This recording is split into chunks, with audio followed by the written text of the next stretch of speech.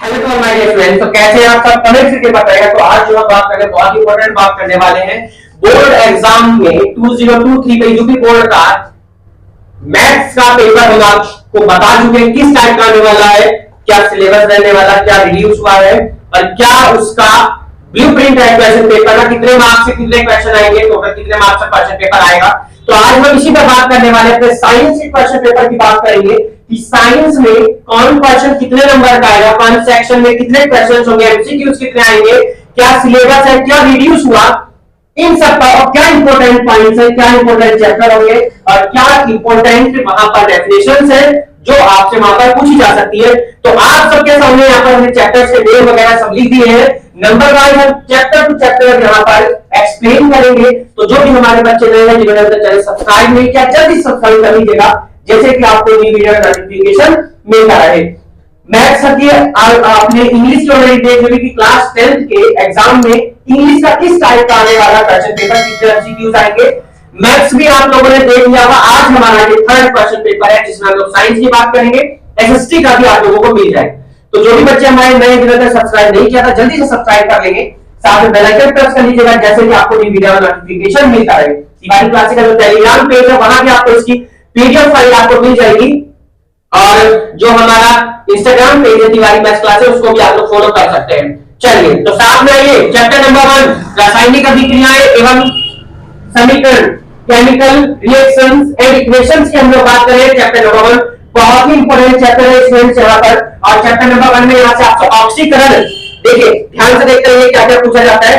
ऑक्सीकरण अभिक्रिया सभी को पता होनी चाहिए। देखिए ऑक्सीकरण और अपचयन ये दोनों अभिक्रिया यहाँ पर सभी को पता होना चाहिए कि ऑक्सीकरण अभिक्रिया क्या होता है। ऑक्सीकरण में ऑक्सीजन को ग्रहण करते, एब्जॉर्ब करते हैं और हाइड्रोजन को वहां पर क्या किया जाता है, मुक्त किया जा सकता है, फ्री किया जा सकता है। सेम एज अपचयन में क्या होता है, अपचयन में हाइड्रोजन को एब्जॉर्ब करते हैं, ग्रहण करते हैं, एक्सेप्ट करते हैं और ऑक्सीजन को छोड़ा जाता है। तो ये बहुत इंपॉर्टेंट था। इसके बाद में हम लोग चलते हैं ऊष्माक्षेपी और ऊष्माशोषी।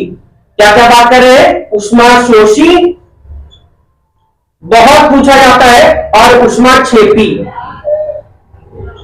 तो इन दोनों को भी आप लोगों को याद करनी है। ऊष्माशोषी वो होता है जिसमें ऊष्मा को ग्रहण करता है, एब्जॉर्ब करता है और ऊष्माक्षेपी क्या होता है जिसमें ऊष्मा को बाहर निकाला जाता है। आपको ये भी क्या करना है, ध्यान रखना है, ठीक है। जिसमें ऊष्मा उत्पन्न होती है उसको हम लोग क्या बोलते हैं, ऊष्माक्षेपी, और जिसमें ऊष्मा का शोषण होता है, एब्जॉर्ब करते हैं, उसको ऊष्माक्षेपी ऊष्माशोषी बोला जाता है। थर्ड टॉपिक पे हम लोग चलते हैं। बहुत पूछा जाता है कि श्वसन कैसी अभिक्रिया है, ऊष्माक्षेपी है, ऊष्माशोषी है या क्या है। तो ध्यान रखना ऊष्मा श्वसन जो है ऊष्माक्षेपी, श्वसन क्या है, ऊष्माक्षेपी अभिक्रिया है। श्वसन क्या है, ऊष्माक्षेपी अभिक्रिया है, ठीक है, ये आपको ध्यान रखना है। इसी के बाद हम लोग चलते हैं प्रकाश संश्लेषण कैसा है। देखो ये दोनों एमसीक्यू में बहुत पूछे जाते हैं इसलिए आपको बता रहे हैं कि प्रकाश संश्लेषण कैसी है। तो आप बताएंगे प्रकाश संश्लेषण सर है ऊष्माशोषी। क्या है, ऊष्माशोषी। और वहीं अगर ऊष्मा श्वसन की बात करता है ऊष्माक्षेपी, प्रकाश संश्लेषण की बात करता है ऊष्माशोषी होती है। दोनों का ध्यान रखना। इसके बाद जो टॉपिक आते हैं स्टूडेंट्स, रिएक्शन हम लोगों ने पढ़ी, अभिक्रियाएं कितने तरह की होती है ना। रासायनिक अभिक्रियाएं सबने पढ़ा, वियोजन अभिक्रिया है ना। वियोजन को हम लोग क्या बोलते हैं, डिकम्पोजिशन रिएक्शन बोलते हैं। एक आपका रिडक्शन हो गया, एक आपका ऑक्सीडेशन हमने बता ही दिया है, एक आपका होता है संयोजन अभिक्रिया। तो संयोजन अभिक्रिया क्या होती है, जब दो उत्पाद मिलकर एक अभिक्रिया का निर्माण, एक उत्पाद का निर्माण करते हैं उसको संयोजन अभिक्रिया कहते हैं। वियोजन अभिक्रिया क्या होती है, वियोजन अभिक्रिया वो होती है जब कोई उत्पाद आपस में टूट करके दो उसमें टूटता हुआ है ना। तो आपको ये भी ध्यान रखना है। तो वियोजन में तो दो पदार्थों में टूट जाएगा, वियोजन में है ना। संयोजन में दो पदार्थों से मिलकर एक पदार्थ बना देगा। तो आपको द्विविस्थापन क्या होता है, द्विविस्थापन में तो दो रिएक्शन होती है। जैसे हम लोगों रिएक्शन भी एक एग्जांपल से आप लोगों को समझा देंगे। जैसे कि हम मान लेते हैं विस्थापन अभिक्रिया हम ले लेते हैं यहाँ से Cu प्लस H2SO4 हमने लिया। तो देखिए Cu चला जाएगा SO4 के साथ में, H2 को अलग कर देगा तो बन जाएगा CuSO4 और प्लस में H2 अलग हो गया। इसको बोलते हैं हम लोग विस्थापन अभिक्रिया। द्विविस्थापन अभिक्रिया में दो मॉलिक्यूल्स होंगे, दोनों आपस में अलग अलग में टूटेंगे। चलिए तो फर्स्ट चैप्टर में तो आप लोगों के लिए यहाँ से बहुत इंपॉर्टेंट टॉपिक थे, और यहाँ से आप लोगों को बैलेंस करना आना चाहिए इक्वेशन को। आप रासायनिक अभिक्रिया को बैलेंस कैसे करेंगे वो भी आप लोगों को पता होना चाहिए। अगर वीडियो देखनी तो आप लोग प्लेलिस्ट में जाकर के यूपी बोर्ड की आप प्लेलिस्ट में वीडियो देख सकते हैं। चलिए अब आगे हम लोग अपने नेक्स्ट चैप्टर में। अब देखिए यहाँ से जो हम लोगों ने बताया हाइड्रोजनीकरण आप लोगों को बताया था, तो हाइड्रोजनीकरण भी आपको सबको पता होना चाहिए। जब संतृप्त कार्बन जो है अन्य यौगिक हाइड्रोजन से क्रिया करते हैं उसको हम लोग बोलते हैं हाइड्रोजनीकरण बोलते हैं। हाइड्रोजनाइजेशन भी बहुत रिएक्शन यहाँ से आ जाती है। CH2 CH2 प्लस H2 में आप लोग बना सकते हैं, और CH3 सिंगल बॉन्ड CH3 से आप लोग इसकी रिएक्शन को दिखा सकते हैं। इसी के बाद में जो हमने आपसे बताया योगात्मक अभिक्रिया, प्रतिस्थापन अभिक्रिया, उसमें वियोजन, उसमें अपघटन, उत्क्षय, उभय अपघटन, तो आपको ये सारे टॉपिक इस चैप्टर से आप लोगों को करने हैं। तो फर्स्ट चैप्टर में तो स्टूडेंट्स इतना ही है। जो आप लोगों को इंपोर्टेंट टॉपिक बताए उनको आप लोगों को ध्यान रखना, बैलेंस करना आप लोगों को सभी को आना चाहिए। शब्द अभिक्रिया आप लोगों को आनी चाहिए। किसी लैंग्वेज दे देगा कि चूने के पानी की अभिक्रिया सोडियम से कराने पर, या तांबे की अभिक्रिया सल्फ्यूरिक अम्ल से कराने पर क्या प्राप्त होता है या क्या करता है, और बैलेंस करनी भी आप लोगों को यहाँ पर आना चाहिए।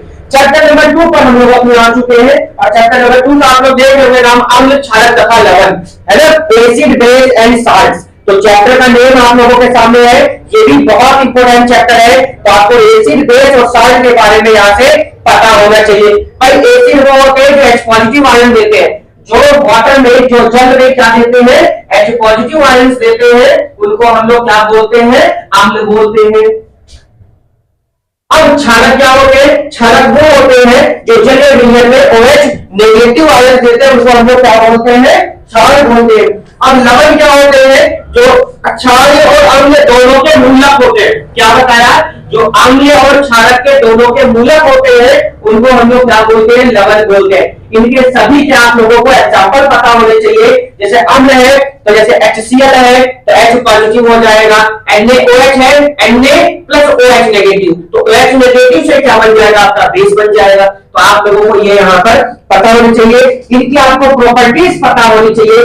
क्षार क्या होते हैं, तीखे और कड़वे होते हैं। अम्ल कैसे होते हैं, स्वाद में खट्टे होते हैं, स्वयं होते हैं। आप लोगों को ये ध्यान रखना है, ठीक। कभी कभी ये पूछ रहे थे उदासीन विलयन। अब यहाँ से कभी कभी आपके सामने टेबल आ जाती है कि ये बताओ कि ये एसिड होगा या बेस होगा, तो आपको इसको भी पहचान कर होगा। एक पीएच स्केल यहाँ से स्टूडेंट बहुत पूछा जाता है। क्या क्या बताया, आपको अम्ल पता होना चाहिए, आपको क्षार पता होना चाहिए, आपको लवण पता होना चाहिए, आपको पीएच मान पता होना चाहिए, आपको पीएच स्केल पता नहीं। पीएच स्केल क्या होता है, वो वैल्यू जहां पर हमको क्षार और लवण का हमको पता चलता है उसको हम क्या बोलते हैं, पीएच स्केल बोलते हैं। तो ये सब बहुत ही इंपॉर्टेंट पॉइंट्स की हम लोग यहाँ पर बात कर रहे हैं, तो आप लोगों को ये सभी यहाँ पर पता होने चाहिए, ठीक है। इसके बाद में हम लोग नेक्स्ट टॉपिक की बात करते हैं। इसी चैप्टर में आप लोगों का हाइड्रोजन आयन सांद्रक था, जहां पर हम लोगों ने इसके बारे में बात करी थी। चैप्टर में भी आप लोगों को मालूम होगा, ठीक है। तो ये भी आप लोगों को यहाँ पर देखने होंगे। इस चैप्टर से बहुत इंपॉर्टेंट टॉपिक कुछ है, धोने का सोडा है, बेकिंग सोडा है, और कौन सा, धोने का सोडा। धोने का सोडा इसको बोलते हैं इंग्लिश में वॉशिंग सोडा, वॉशिंग पाउडर। एक होता खाने का सोडा, खाने का सोडा, बेकिंग सोडा इसको बोलते हैं। तो ये आपको पता होना चाहिए, बेकिंग पाउडर। इसके बाद में एक होता है हमारा विरंजक चूर्ण। क्या होता है, विरंजक चूर्ण। विरंजक चूर्ण को हम लोग बोलते हैं ब्लीचिंग पाउडर। एक होता है हमारा plaster of Paris, plaster of Paris, ठीक है। ये आपके बहुत इंपॉर्टेंट है। कोई सा एक यहां से आपसे 4 मार्क्स का क्वेश्चन है, यहां से आपसे यहाँ पर पूछा जा सकता है, तो आपको ये भी ध्यान रखना है, ठीक है। चलिए, तो हम लोगों ने ये बात करी। यहाँ पर अम्ल वर्षा एक क्वेश्चन आपसे पूछा जाता है कि अम्ल वर्षा क्या होती है, तो सुन लीजिएगा ध्यान से। जब वर्षा जल का पीएच मान क्या 5.6 से कम होता है, बहुत पूछा जाता है अम्ल वर्षा क्या होती है। जब वर्षा जल का पीएच मान 5.6 से कम होता है उसको हम लोग क्या बोलते हैं, अम्ल वर्षा बोलते हैं। आपको ये ध्यान रखना है। यहां से इन सभी के आपको रासायनिक नाम के साथ साथ रासायनिक फॉर्मूला, केमिकल फॉर्मूला आप लोगों को पता हो, साथ में इनके बनाने की विधि, मेकिंग इक्वेशन आपको पता होनी चाहिए, इनके उपयोग पता होने चाहिए, इनकी आप लोगों को भौतिक गुण पता होने चाहिए। देखिए अब इतना टाइम नहीं है कि हर एक टॉपिक आप लोगों को एक्सप्लेन अच्छे से किया जाए। यहां मेरा बताने का मेन टॉपिक ये है कि आप लोग 5 से क्वेश्चन को कितने मार्क्स में अटेम्प्ट करने वाले हैं और कौन क्वेश्चन किस चैप्टर से आने वाला है, 5 चैप्टर कितना इंपॉर्टेंट है उसके बारे में हम बात कर रहे हैं। इसके अलावा हम कोई यहाँ पे फालतू बातें नहीं करने वाले हैं। जितने क्वेश्चन आप लोगों के जिस चैप्टर से करने उतने ही बात करेंगे हम लोग, ठीक है। तो ये आप लोगों के लिए बहुत इंपॉर्टेंट है, केमिकल नेम, केमिकल फार्मूला, बनाने की विधि, भौतिक गुण, ये आप लोगों को यहाँ पर इनके पता होने चाहिए, ठीक है। चलिए नेक्स्ट आ जाइए, हम लोग बात कर लेंगे। इसमें चैप्टर में इतना ही है, देखिए इतना आप लोग अगर कर जाएंगे तो आपके यहाँ से 5 to 6 मार्क्स आपके यहाँ से पक्के हो जाएंगे। नेक्स्ट चैप्टर आ गया आपका धातु और अधातु, ठीक। क्या गया? धातु और अधातु, मेटल एंड नॉन मेटल बात करते हैं। इंग्लिश में कहते हैं इसको नॉन मेटल और मेटल बोलते हैं हम लोग। धातु को मेटल और अधातु को नॉन मेटल हम लोग बोलते हैं। तो चलिए ये भी बहुत इंपॉर्टेंट चैप्टर है। धातु और अधातु क्या होते हैं, सबसे पहले आपको डेफिनेशन पता होनी चाहिए। धातु क्या होते हैं, धातु कैसे तत्व होते हैं ये आपको पता होना चाहिए। अधातु क्या होते हैं आपको ये पता होना चाहिए। इनके भौतिक गुण पता होने चाहिए, इनके रासायनिक गुण आपको पता होने चाहिए। यही चैप्टर आ गए हैं तो चैप्टर के नेम से टॉपिक आपका क्वेश्चन में वहां पर पूछा जाता है। अब सुनिए धातु क्या होते हैं। धातु में होते हैं जो अभिक्रियाओं में अपने परमाणुओं से इलेक्ट्रॉन त्याग कर धनायन आयन बनाते हैं। क्या बनाते हैं? धनायन आयन बनाएंगे। इलेक्ट्रॉन को त्याग देंगे और धनायन बनाएंगे, उनको हम लोग बोलते हैं धातु बोलते हैं, ठीक है। अब खनिज, इसी चैप्टर में क्या क्या पढ़ना है आपको? धातु पढ़ना है, मैं आपको टॉपिक बता रहा हूं। खनिज पढ़ना है, अयस्क पढ़ना है, अयस्क के बाद में हम लोगों को यहाँ पे धातु कर्म पढ़ना है। धातु कर्म के बाद में आप लोगों को यहाँ पे मिश्र धातु पढ़ना है और अधातु तो है ही आप लोगों का। तो ये भी आप लोगों को यहाँ पर पॉइंट सभी को याद रखने हैं। खनिज क्या होते हैं भाई? धातु के अंदर बात करें, इलेक्ट्रॉन त्याग देते हैं और धारण बनाते हैं। खनिज क्या होते हैं? खनिज में प्रकृति में पाए जाने वाले ऐसे पदार्थ जो जिनमें धातु और धातुओं के यौगिक गुण उपस्थित होते हैं। यानी हमारे जो भी प्रकृति में पाए जाते हैं जिनमें क्या गुण पाए जाते हो, कोई गुण पाए जाते हैं जिनमें धातु या धातु के कोई भी गुण होते हैं, उनको हम लोग खनिज बोलते हैं। अयस्क क्या होते हैं? अयस्क गुण होते हैं जिनमें धातु पर्याप्त मात्रा में मिल सके, ठीक है, जो हमारे लिए लाभदायक है, उनको हम लोग क्या बोलते हैं? अयस्क बोलते हैं। धातु कर्म क्या होते हैं? धातु कर्म होते हैं धातुओं को उनके अयस्कों से निष्कर्षण, निष्कर्षण मतलब होता है प्राप्त करना, निकालना तथा उनके उपयोग को विशुद्ध करते हुए करने को हम लोग क्या बोलते हैं? धातु कर्म बोलते हैं। मिश्र धातु क्या होती है? मिश्र धातु क्या होती है? मिश्र से पता चल जाएगा क्या होगा? मिश्र मिले हुए, और धातु से धातु, तो आप लोगों को मिश्र धातु भी यहाँ पर पता होना चाहिए। किसी भी धातु या धातु के मिलाने को हम लोग क्या बोलते हैं? मिश्र धातु पता होने होते हैं ना। इनकी सबकी प्रॉपर्टीज आपको पता होनी चाहिए। शाइनी है, नॉट शाइनी है, मेटालिक है या नॉन मेटालिक है, ये सब आप लोगों को पता होनी चाहिए। यही इस चैप्टर में आप लोगों का पूछा गया है, ठीक है। तो ये चैप्टर हुआ आप लोगों का कौन सा चैप्टर है? थर्ड चैप्टर, कार्बन एवं उसके यौगिक स्ट्रेस। यहां से आईयूपीएससी पैक आप लोगों से 1 मार्क्स का क्वेश्चन यहां से पूछ सकता है, एमसीक्यू में या वेरी शॉर्ट में। तो आप लोगों को इस चैप्टर की भी तैयारी करनी है। आईयूपीएससी पैक अगर सीखने हैं तो उसके लिए आप लोग जरूर कमेंट करें, हम आपको जरूर सिखाएंगे। आईयूपीएससी नाम आपका एमसीक्यू या वेरी शॉर्ट में 1 नंबर का क्वेश्चन यहां से आपका पूछा जा सकता है। वेरी शॉर्ट या किसमें? वेरी शॉर्ट या एमसीक्यू, ठीक है। तो एमसीक्यू में यहां से आपसे आईयूपीएससी पैक का क्वेश्चन यहां से आपसे पूछा जा सकता है। यहां से आप लोगों को साबुन और डिटर्जेंट याद करना है। क्या याद करना है? सॉप यानी सॉफ्टिफिकेशन बोल देते हैं, साबुनीकरण, या आपको डिटर्जेंट यहां से पता करना होगा कि डिटर्जेंट क्या होता है, ठीक है। उसके बाद में अगर इसी चैप्टर से हम लोग बात करते हैं, मृदु साबुन है, कठोर साबुन है, मृदु जल है, कठोर जल है, संतृप्त हाइड्रोकार्बन है, संतृप्त हाइड्रोकार्बन है। तो संतृप्त हाइड्रोकार्बन में क्या होता है? एकल बंध होता है, संतृप्त में द्विबंध या त्रिबंध होते हैं। तो ये सब यहां से पता होनी चाहिए इस चैप्टर से। यही से आप लोगों की अपमार्जक है, अपमार्जक आपसे बहुत पूछा जाता है, तो अपमार्जक भी आप लोगों को यहां से पता होना चाहिए इस चैप्टर से। एथेनॉल, ठीक है, एथेनॉल C2H5OH आप लोगों को यहां से पता होना चाहिए। चलिए ये आप लोगों को इंपॉर्टेंट टॉपिक थे यहां से इस चैप्टर से। अब आए हम लोग अपने चैप्टर नंबर 5 पर, जो कि हमारा केमिस्ट्री का लास्ट चैप्टर होगा, और तत्वों का आवर्त वर्गीकरण। ठीक है। एक मेंडलीफ ने आवर्त सारणी दी, फिर उसके बाद उसमें कुछ दोष निकाले गए, उसके बाद में फिर एक न्यू मेंडलीफ की आवर्त सारणी दी गई जो उन्होंने करेक्शन करके दी है। एक आधुनिक आवर्त सारणी है जिसको मेंडलीफ की आवर्त सारणी हम लोग कहते हैं। ठीक है, आधुनिक आवर्त सारणी मेंडलीफ का आवर्त नियम। तो मेंडलीफ का आवर्त नियम आप सभी को यहाँ पर पता होना चाहिए, क्योंकि मेंडलीफ का जो आवर्त नियम है सबको पता है कि वो तत्वों के भौतिक और रासायनिक गुणों के आवर्ती फलन होता है। तत्वों के भौतिक व रासायनिक गुण उनके परमाणु बाणों के आवर्ती फलन होता है। यह आपका है मेंडलीफ का आवर्त नियम है, तो इसलिए आप लोगों को यह पता होना चाहिए।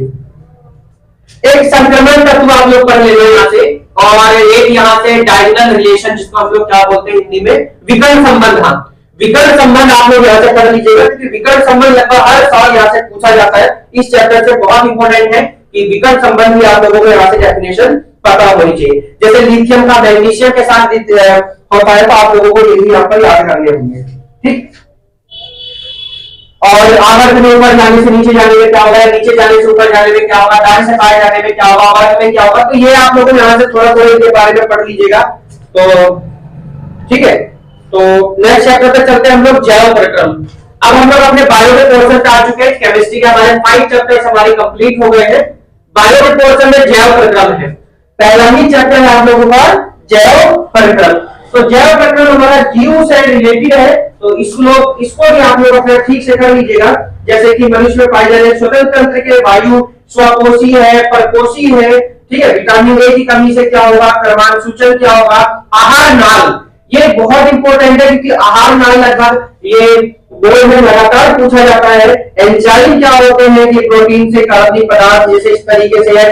प्रकाश संश्लेषण बहुत इंपॉर्टेंट है इसमें चैप्टर नंबर 6 में, कि प्रकाश संश्लेषण क्या है, इसकी रासायनिक समीकरण के साथ इसका पूरा चित्र वगैरह बना के, डायग्राम बना के भी आप लोगों को इसको शो करना होगा, जो भी इंपॉर्टेंट है। संतुलित आहार क्या होते हैं, संतुलित आहार वो है जिसमें हमारे सारे पोषक तत्व मौजूद है। तो संतुलित आहार भी आप लोगों को यहाँ से पता होना चाहिए।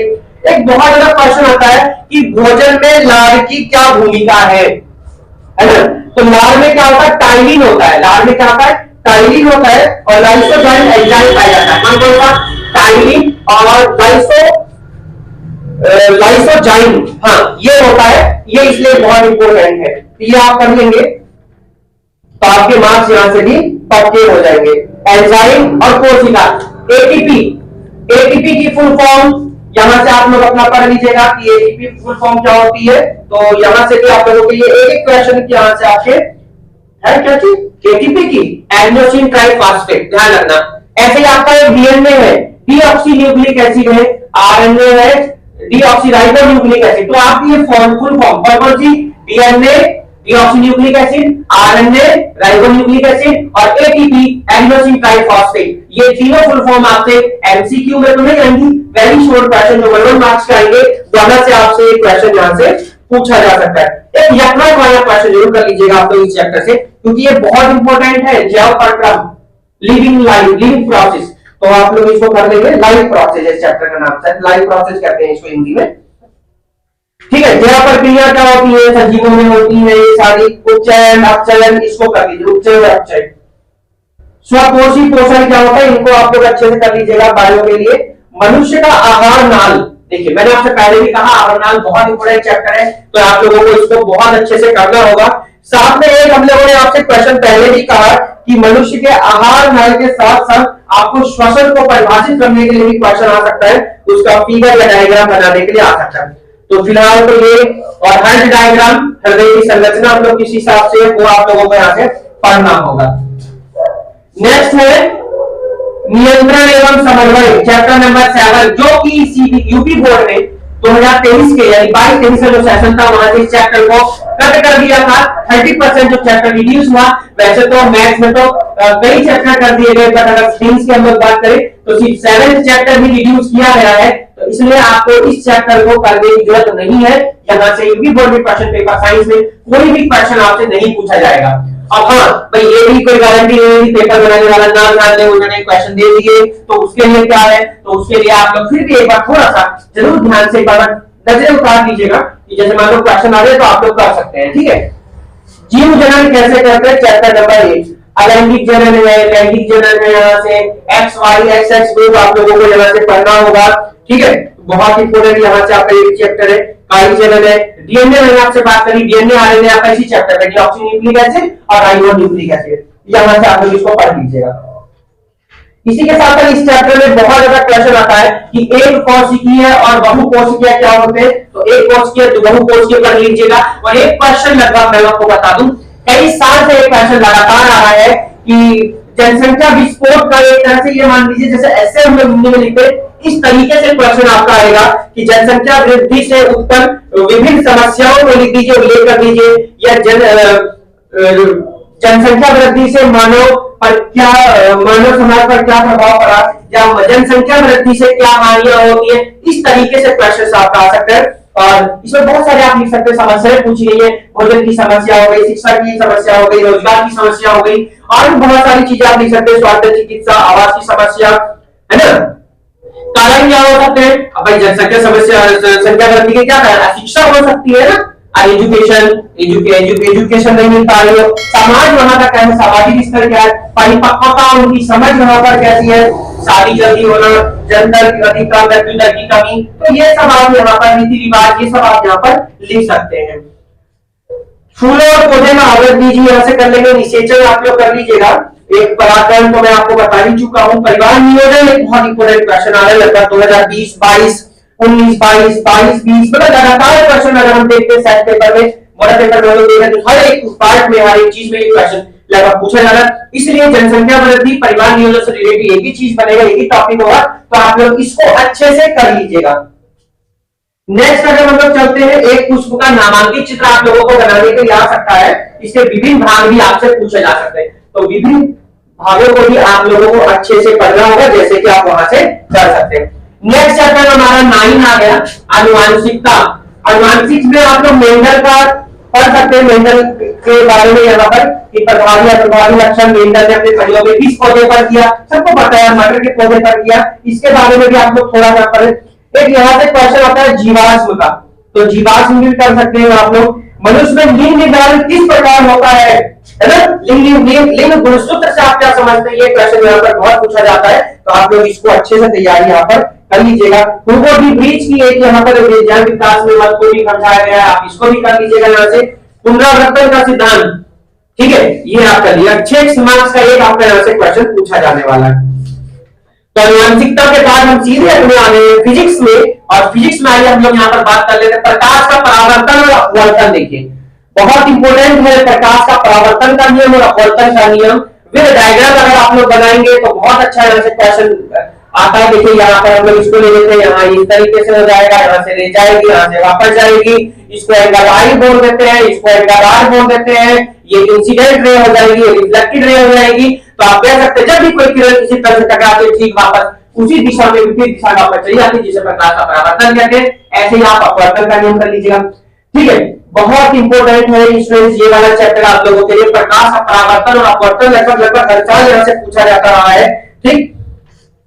यही से हम लोगों का अवतल केंद्र और अवतल दर्पण उत्तल केंद्र जो खोखले गोले से कटा होता है, इसमें वो दर्पण होता है, गोले दर्पण इसको कहते हैं। कलई होती है, लाल ऑक्साइड से कर देते हैं या पेंट वगैरह आप जिससे भी कर सकते हैं उससे कर देते हैं। यहाँ पर मुख्य फोकस है वक्रता केंद्र है, ठीक है। रिलेशन एफ और आर में रिलेशन बहुत पूछा था, रिलेशन बिटवीन एफ और आर, तो एफ इक्वल टू सबको पता फोकस दूरी होता है रेडियस अपॉन 2। अगर रेडियस ऑफ कर्वेचर दे दे तो फोकस लेंथ, आप फोकल लेंथ यहाँ से फोकस दूरी आप लोग यहाँ से निकाल सकते हैं। तो आप लोगों को यहाँ से ये भी पता होना चाहिए। एक फॉर्मूले की अगर हम लोग बात करें तो यहाँ से न्यूमेरिकल आपका 100% श्योर है, जो आपके एग्जाम में 6 मार्क्स का पूछा जाने वाला है। देखिए फिजिक्स में अगर हम लोग बात करते हैं तो फिजिक्स में यहाँ से एक लोग क्वेश्चन आएगा, एक बायो से आएगा आप लोगों का। तो फिजिक्स में न्यूमेरिकल बहुत इंपॉर्टेंट है। अब फॉर लेंस के लिए हम लोग बात करते हैं, ठीक है। तो लेंस के लिए अगर बात करें तो 1/f=1/v माइनस 1/u हो जाएगा।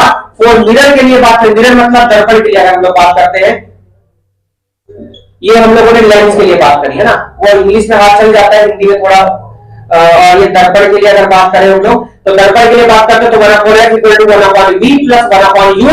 और यहीं से कभी कभी आप लोगों से मैग्निफिकेशन यानी कि आवर्धन क्षमता पूछ ले तो m = माइनस का v/u हो जाता है, या एक और यहां से हम लोग यूज करते हैं hi/h2। तो अगर आवर्धन की बहुत ज्यादा देखिए यूनिट इसकी नहीं होती है और यहां से मैग्निफिकेशन की डेफिनेशन पूछ लेता है, the height of the image to the ratio of the height of image to the height of object is called a magnification।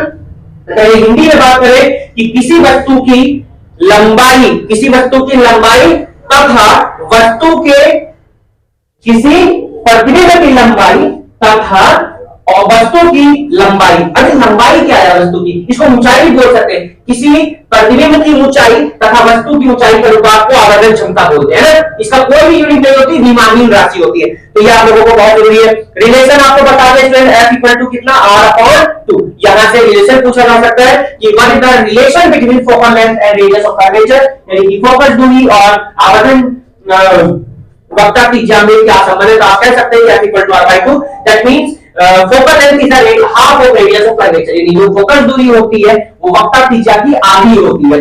तो फर्स्ट चैप्टर में आप लोगों को यही क्वेश्चन करने हैं। 11वें चैप्टर में अगर आ रहे हैं हम लोग फिजिक्स के मानव नेत्र एवं रंग बिरंगा संचार, human I and colourful world. तो अगर यहां से बात करें मानव नेत्र, आपके मानव की आंखों, यानी आपकी जो आंखें उनके बारे में आपको पूरा सचित्र वर्णन करने के लिए क्वेश्चन यहां से 6 मार्क्स का सकता है। देखिए न्यूमेरिकल है या इस चैप्टर से ये वाला क्वेश्चन, दोनों यहां से और में रहेंगे, यानी दोनों में से आपको एक करना होगा 100% श्योर न्यूमेरिकल आपसे पूछा जाएगा। रंग बिरंगे संचार वर्णन क्या होता है, यहां से आपसे पूछ सकता है ना। मोतियाबिंद क्या हो सकता है, आपसे पूछ सकता है। तो यहां से बहुत इंपॉर्टेंट ये आपके यहाँ टॉपिक्स है। शेयरिंग मसल्स क्या होती है, न्यूमेरिकल जरूर अच्छे से कर लीजिएगा। इस चैप्टर में आपका सिर्फ एक ही चैप्टर ऐसा जिसमें न्यूमेरिकल है।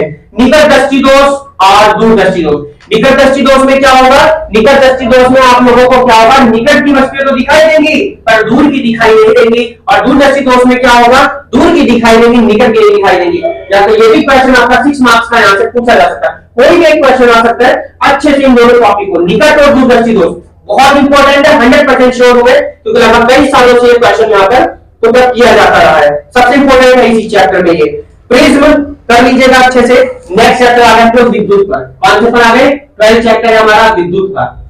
अब देखिए विद्युत के चैप्टर में अगर हम बात करते हैं कि विद्युत कैसी राशि, तो आपको पता होना चाहिए अदिश राशि, सदिश राशि आप सब पढ़ चुके हैं। जिनमें परिमाण की आवश्यकता वो अदिश राशि होती है, जिनमें परिमाण के साथ साथ दिशा की भी आवश्यकता होती है, उनको हम लोग सदिश राशि बोलते हैं।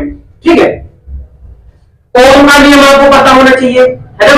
ओम का नियम आपको पता होना चाहिए। देखिए अब इतना टाइम नहीं है कि आप लोगों को मैं पूरे डिटेल से एक्सप्लेन कर सकूं, है ना। इसके लिए हमको पूरा टाइम चाहिए होता है। तो फिलहाल बहुत कमेंट्स हैं, जैसे सर मैथ का बना है तो साइंस का बना दीजिए। तो आज हम इसलिए साइंस पर बात कर रहे हैं, तो आप लोगों को यहाँ से इसके बारे में बात करनी होगी। देखिए कुछ न्यूमेरिकल्स की अगर हम बात करें, यहाँ से भी कुछ फॉर्मूलाज की हम लोग बात करते हैं। तो आप लोगों को मालूम है sir V equal to IR बताया हुआ है आप लोगों ने। एक तो क्या बताया है, V इक्वल टू IR। यहां से आप लोगों को ये फॉर्मूला पता है। क्या होता है यहाँ पर, अब रेडियस ऑफ कर्वेचर में बोलना, ये क्या है, प्रतिरोध है, रेजिस्टेंस है।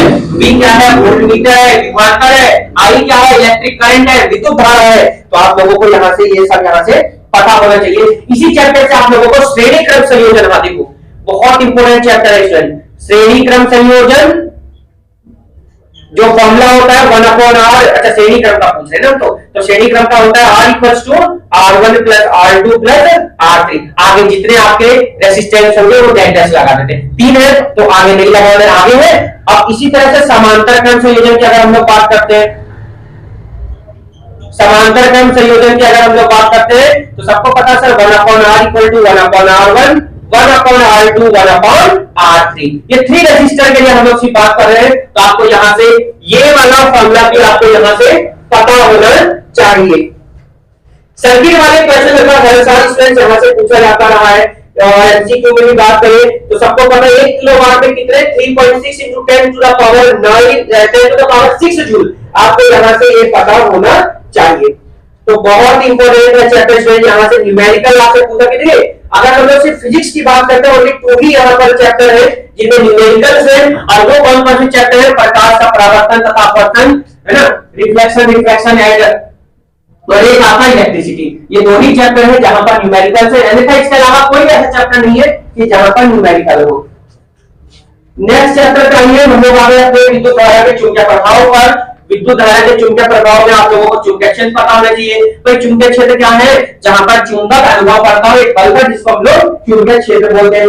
चुंबकीय क्षेत्र की तीव्रता, लेंज का नियम आपको पता होना चाहिए। किसी भी परिपथ में प्रेरित विद्युत धारा उसके विद्युत धारा की दिशा सदैव ऐसी होती है, वो उस करंट का विरोध करती है जहां से वो स्वयं उत्पन्न होती है। इसको हम लोग लेंज का नियम कहते हैं, आप लोगों को ये पता होना चाहिए। नेक्स्ट अगर हम लोग यहीं से बात करें, चुंबकीय क्षेत्र में धारा आई आई बी एल साइन थीटा, देखिए ये आपके सिलेबस में नहीं, हम एनसीईआरटी की बात करते हैं, पर आप लोगों को अच्छे से इसको भी थोड़ा सा एक बार पढ़ लीजिएगा, मॉडल पेपर में जो भी दिया हुआ है, बाकी आपके बुक में तो ये है नहीं, तो इसलिए थोड़ा सा ध्यान दे लीजिएगा। नेक्स्ट अगर हम लोग बात करें चुंबकीय क्षेत्र कहाँ मानव शरीर में, तो मस्तिष्क और हृदय में दोनों में चुंबकीय क्षेत्र उत्पन्न होता है। किस अंग में, एक गौर एमसीक्यू का क्वेश्चन पूछा गया है 2020 में आया था कि चुंबकीय क्षेत्र मानव शरीर में किस अंग में उत्पन्न होता है, तो मानव का जो मस्तिष्क होता है और जो हृदय होता है, उन दोनों में क्या होता है, विद्युत हम उत्पन्न चुंबकीय क्षेत्र को उत्पन्न कर सकते हैं। देखिए इंपोर्टेंट बात करें वैद्युत मोटर और विद्युत जनित्र, देखिए कौन कौन सा, वैद्युत मोटर और विद्युत जनित्र, ये टॉपिक आपके 6 मार्क्स वाले हैं स्टूडेंट्स, या तो यहां से जो ऑप्शन में बात करी वहां से, या इन दोनों में से 100% श्योर आपका कोई सा एक क्वेश्चन आएगा। तो जो आपको पता है 100% है तो है वो, उसको क्यों नहीं करते, तो आपको वो करना चाहिए।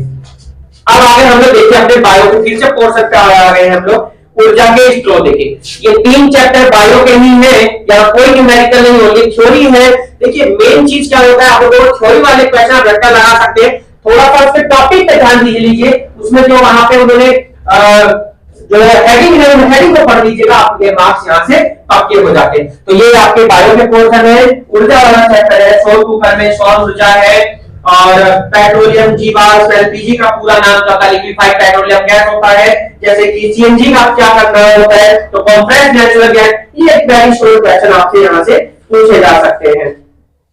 जीवाश्म क्या है, पवन ऊर्जा क्या है, हमारा पर्यावरण, रिन्यूएबल सोर्स क्या होता है, नॉन रिन्यूएबल यानी नवीकरणीय, अनवीकरणीय क्या होता है, नवीकरणीय होता है जिनको यूज करके दोबारा यूज कर सकते हैं, अनवीकरणीय एक बार यूज करने के बाद दोबारा यूज नहीं कर सकते, जैसे सौर ऊर्जा, नवीकरणीय ऊर्जा चाहे कितने भी यूज करते रहे, कोयला कौन समझ जाएगा अनवीकरणीय में, एक बार कोयला जलने के बाद कहां दोबारा होगा, तो उसको अनवीकरणीय। प्राकृतिक संसाधनों में ये आप लोग पढ़ सकते हैं। देखिए यहाँ पे खाद्य श्रृंखला है आपके लिए बहुत इंपॉर्टेंट है, तो ये थ्योरी वाले आपके चैप्टर्स हैं, इनको आप आराम से कर सकते हैं। अब आ जाइए ब्लूप्रिंट की हम लोग बात कर लेते हैं, कौन क्वेश्चन कितने नंबर का आने वाला है। देखिए टोटल आपका मार्क्स यहाँ पर 70 का आने वाला है, जिसमें 20 आप लोगों के एमसीक्यूज आने वाले हैं। 7 फर्स्ट खंड का यानी सेक्शन ए में 7 फिजिक्स के रहेंगे, खंड ख में केमिस्ट्री के 6 क्वेश्चन रहेंगे, खंड ग में आपके 7 क्वेश्चन बायो के रहेंगे। तो 7 फिजिक्स, 6 केमिस्ट्री, 7 बायोलॉजी के क्वेश्चन लेंगे। दैट मींस टोटल अगर यूज कर दे, हम ऐड कर दे 20 मार्क्स से आपके एमसीक्यू आएंगे, इसके लिए आपको ओएमआर सीट वहां पर मिलेगी।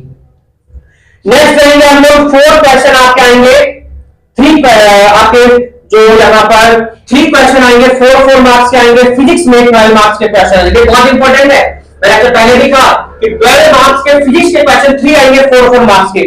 एक लॉन्ग क्वेश्चन आएगा 6 मार्क्स का फिजिक्स में आप लोगों का, तो फिजिक्स का पोर्शन हो गया। तो फिजिक्स में यहाँ पर आप लोगों के लिए मेन पार्ट है, और उन्हीं कितने चैप्टर आप लोगों के लिए 4 चैप्टर, 10, 11, 12 एंड 13। तो 4 चैप्टर से 7 एमसीक्यू हो गए, 12 नंबर के आपके लॉन्ग हो गए, एक 6 मार्क्स का क्वेश्चन हो गया। देखिए कितना बढ़िया इन्होंने बना दिया, 12 और 7 हो गए 19, और 19 और 6 हो गए 25 की आपकी फिजिक्स देखिए 12 मार्क्स की आ गई। इसके बाद चलते हैं हम लोग और 4 केमिस्ट्री में आ जाइए, शॉर्ट क्वेश्चन आपके 4 आएंगे, 2 मार्क्स के क्वेश्चन आएंगे, और 6 मार्क्स का एक केमिस्ट्री में लॉन्ग क्वेश्चन रहेगा।